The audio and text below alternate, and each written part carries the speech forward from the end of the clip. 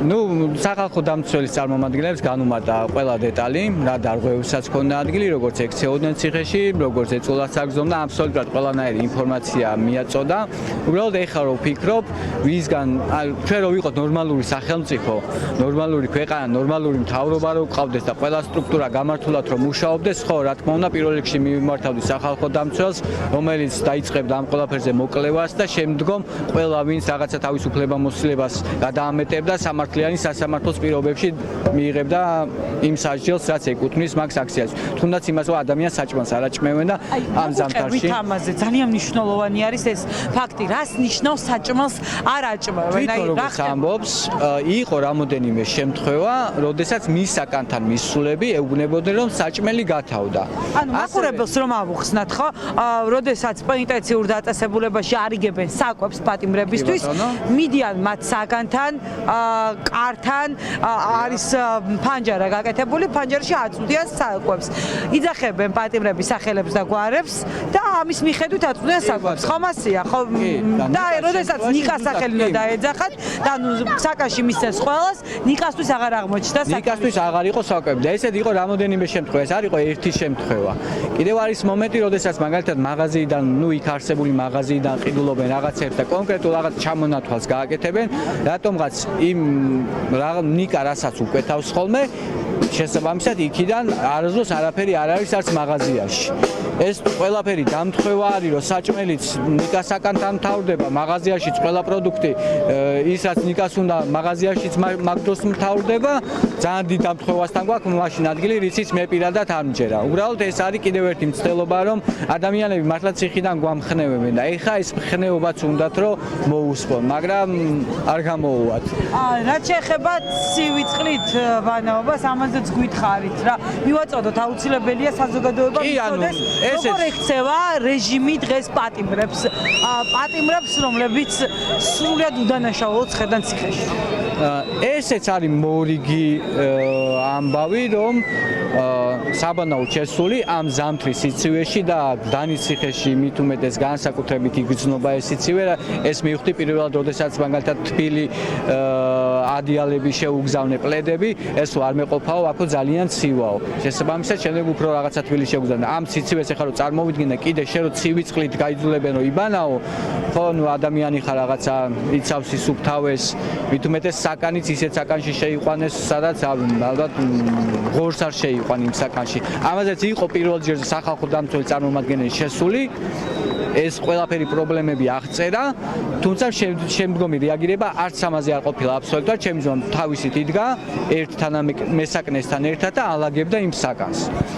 მე ასევე მინდა კითხოთ, ვრცელდება ასევე ინფორმაცია, რომ თითქოს ნიკას მისამართით, მის ბარათზე ჩარიცხულ თანხებს იყენებენ სხვებიც. რაიმე გააქვთ ამ ინფორმაციასთან? ესე გამოყენებით არა, ცოტა არაზუსტი ინფორმაცია გავრცელდა. უბრალოდ ამიტომ გვინდა რომ გადავამოწმოთ, რომ საზოგადოებას იყო რაღაცა მცდელობები ზოგადად, რომ ადამიანები ცდილობდნენ რაღაცა მისი ჩეკები ეკონტროლებინათ იქ, რამდენს ხარჯავდა, როგორც ხარჯავდა და ასე შემდეგ და ეს მცდელობაც ის რაც ცოტა ჩემით მოვიკვლიე რაღაცა ამბები, არაფერი, უბრალოდ ციხეში არიან ადამიანები, რომლებიც შეკრულები არიან ციხის წარმომადგენელთა, ეგრეთ წოდებულ ბადრაგებთან და ბადრაგები ალბათ წინასწარ აძლევენ დავალებებს ვისთან როგორ მოიქცნენ, ვისაც შედის, როგორ შედის და რანაირად.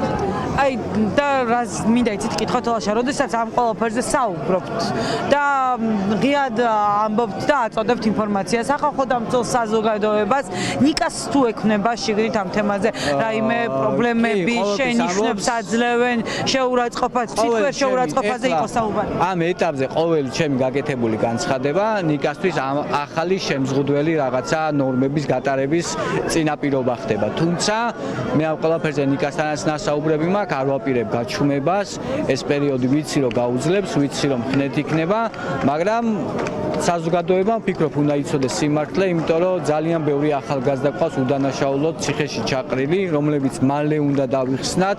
ავიცი აქ ადამიანები იძახიან ხოლმე რომ აი ყოველ პარასკევს შევიკვიროთ. მე მაგალითად აქ 3, 4, 5, 6 თვე და 3 წელი არ ვაპირებ რომ ამ რეალობას შევეგუო და ამ რეალობაში ვიცხოვრო. როგორ წარმოგიდგენიათ თქვენ მაგალითად? არავის არ სურს ამ რეალობას რომ შეეგუოს და ყველა იბრძვის იმისთვის, რომ გათავისუფლდნენ პოლიტიკური პატიმრები, ჩაინიშნოს ახალი არჩევნები. თქვენი ხედვა როგორი არის ერთი რიგითი მოქალაქის, რომლის ძმაც არის დატყობილი? მე დღეს მთელი დღეა ვაცხადებ, მთელი ამ პერიოდის განმავლობაში ძალიან ბევრი მარში ვიხილეთ, ძალიან მრავალფეროვანი, ყველას მივესალმები, ყველას თავისი დატვირთვა ჰქონდა. მათ შორის იყო 1 საათიანი გაფიცვა, შემდეგ მოყვა ამას 3 საათიანი გაფიცვა. დღითი დღე ეს პროცესი კიდევ და კიდევ უფრო ძლიერდება. აი გუშინდელ მანიფესტთან დაკავშირებით ვიტყვი, რომ იმ მანიფესტს დავარქვი მე მაგალითად კულტურული რევოლუცია. ჩემთვის ეს რევოლუცია.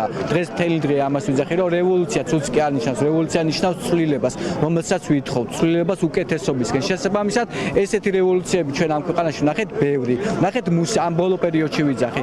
ნახეთ მუსიკოსების მუსიკალური რევოლუცია.